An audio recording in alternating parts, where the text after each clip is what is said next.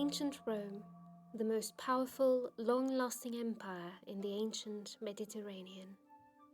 An eternal city filled with history and the ruins of an ancient civilization.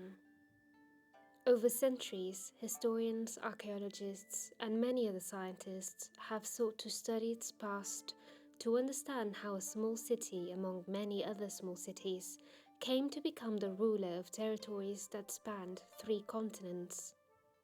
Rome is situated in Latium, a geographic region of the Italian peninsula. I shall henceforth use the word Italy to refer to it, for practicality, even though we are many centuries away from Italy becoming a unified nation as we know it today. About 30 kilometers from the sea, Rome is born by the river Tiber. To be far from the sea on the one hand does keep you from being at the bustling centre of trade routes. On the other hand, it also prevents you from being the direct target of pirate attacks, which is quite convenient. Thus Rome is close enough to the sea to have some degree of the benefits of trade routes, particularly through the river connection to the harbour of Ostia, and far enough to be sheltered by distance and by its many hills. If you've been to Rome, you'll have noticed the physical exertion involved in walking back and forth to explore the city, particularly when you run into endless staircases. Hills may be exhausting for tourists, but they're also pretty nasty for opposing armies. The most well-known tradition says that Rome was founded on the 21st of April 753 BC. Time counted from this day is said to be ab urbe condita, an expression in Latin that means from the founding of the city. This is, for all practical purposes, a convention.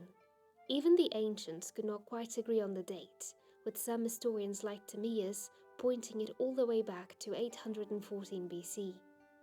What archaeologists have found is that Rome, as an urban centre, certainly existed before that famous April of 753 BC. There are signs of the region being inhabited from at least the 11th century BC. This coincides with a time of cultural development with influences that came from diverse locations, from the mountainous Alps to the surrounding coastal areas. In the 8th century, there are already signs of a necropolis and a wall. At this stage, Rome is not so much the centre of the Mediterranean, but a receptacle of several Italian cultures. Among those who have influenced them are the Sabines, the Ligurians, the Veneti, and in particular the Etruscans, an extremely influential group who thrived on, among other things, commerce. It is from the Etruscans in particular that Rome adopts a lot of its own culture, including religious and political practices. Alongside these populations, there were also Greek colonies to the south, the so-called Magna Graecia. Although they all spoke different languages and had different cultural backgrounds, most of the people in Italy led a similar lifestyle, based on agriculture and raising cattle. The relatively mild Mediterranean climate allowed them to cultivate several types of grain, such as varieties of wheat and barley for self-consumption and animal fodder, as well as vegetables and legumes like beans, chickpeas and lentils. There were also fruits and seasonings and preserves of several kinds, although the 2 most iconic cultures are olives and grapes. Proximity to the sea also allowed the consumption of fish and seafood in general. In fact, later Romans were particularly fond of a stinky fish sauce called garum, but we'll get into that later. Meat and dairy were also part of their diets, and aside from agriculture, the populations in Italy at this time also developed crafts, such as metallurgy and pottery. In its early stages, Rome was but a small city in the midst of many, and far from being the most influential.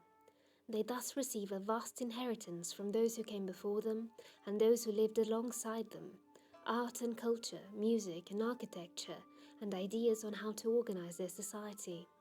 In only a few centuries, they will grow to become one of the most important names in Italy and conquer the entire peninsula. For now, I leave you with a Rome yet small and unknown.